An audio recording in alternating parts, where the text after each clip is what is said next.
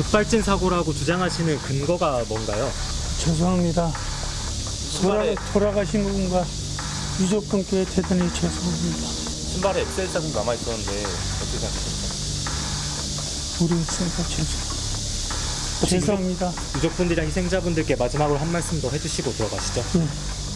유족분과 돌아가신 분과 유족분께 너무너무 죄송합니다.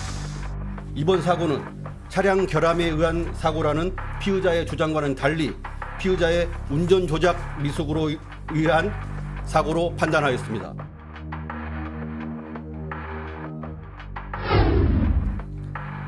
최고 시속이 107km까지 나왔다고 합니다. 경찰이 이렇게 파악을 했어요. 그리고 운전 미숙으로 경찰은 판단했습니다. 서울 시청역 부근에서 벌어졌던 역주행 참사입니다. 너무나 많은 분들이 희생됐어요. 그리고 그동안 경찰이 파악한 내용을 오늘 설명을 좀 했습니다. 앞서 영상에 잠깐 나왔는데요. 추가적인 다른 내용들 좀 있습니다. 보시죠.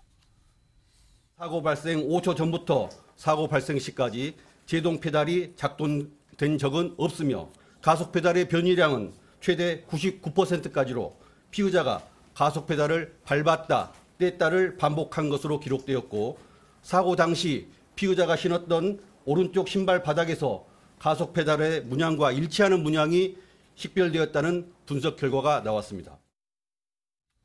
손정희 변호사. 그러니까 운전자가 지금 주장하는 급발진이 아니고 운전자의 조작 미숙으로 좀 경찰은 결론을 내린 건데 그 근거가 뭡니까?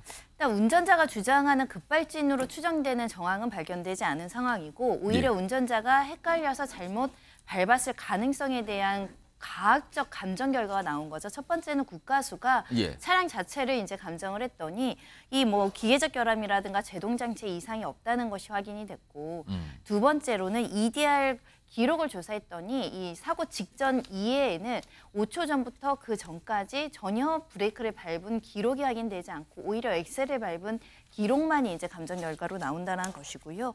그와 더불어서 이제 제동 등이나 이런 것도 전멸되지 않았다는 겁니다. 그리고 중간에 음향 분석도 해서 엑셀 소리가 나지 브레이크 소리가 나는 게 아니라는 감정 결과도 있을 뿐만 아니라 또 신발에 찍힌 자국도 유의미한데 신발을 바닥을 봤더니 브레이크를 꽉 밟았기 때문에 발생할 수 있는 흔적이 이제 표면상으로 나왔기 때문에 이거는 피의자가 주장하는 것처럼 브레이크를 밟았으나 뭐 작동하지 않았다가 아니라 오히려 브레이크인 줄 알고 엑셀을 강하게 밟았다는 상황만 확인됐다라고 합니다.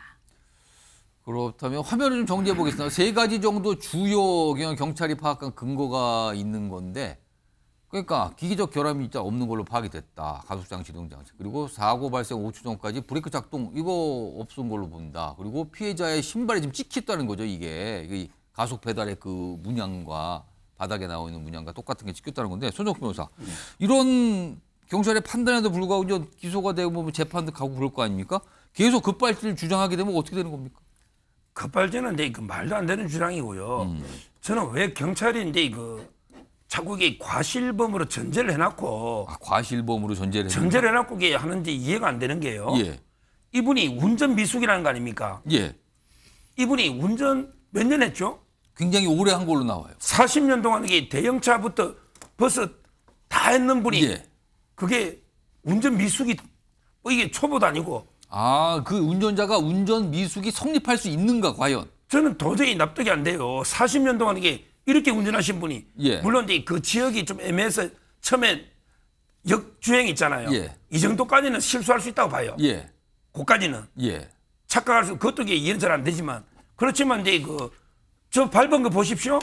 최고 속도가 100km까지 계속 107km까지 밟고 있잖아요. 107km가 최고로 나왔다 그러죠. 이게 무조건 이게 과실 실수라고 이게 단정할 수 있나요? 뭐 저는 고의라고까지는 모르겠지만 최소한 이게 미필적 고의라는 것도 있잖아요. 미필적 고의. 저 정도면 이게 생명에 엄청나게 피해자도 위험한데 밟고 있잖아요.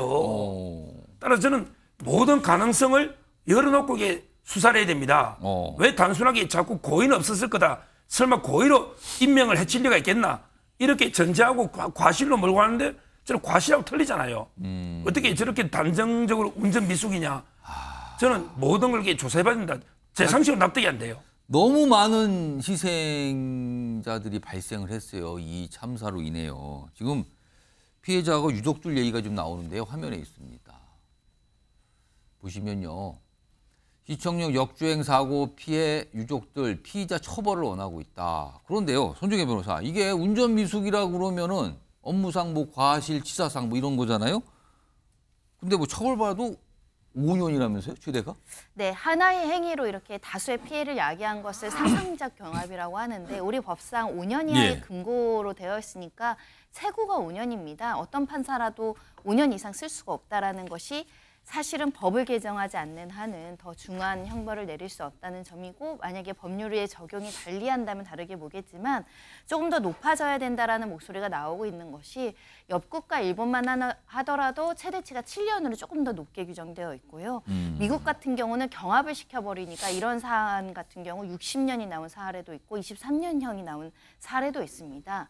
이렇게 다중인명피해, 너무 많은 사람들이 이렇게 교통사고로 피해를 입었을 경우에도 과연 최고형이 5년이 맞는가. 그리고 중과실, 경과실을 고려하지 않고 피해 범위를 고려하지 않고 최종 5년이 맞는가. 예전에 10년형으로 높이자라는 개정안이 올라온 적이 있었거든요. 예. 그런데 통과가 되지 않았습니다. 조금 더 법정형을 높이고 그때 사안별로 경중을 따져서 우리가 양형을 하는 것은 어떨까 고민해 봐야 될 것 같습니다. 지금 일단 이런 소식들이 오늘 경찰이 이제 브리핑을 통해서 사고 상황에 대해서 설명을 좀 자세히 내놨습니다. 그 내용 좀 전해드렸고요.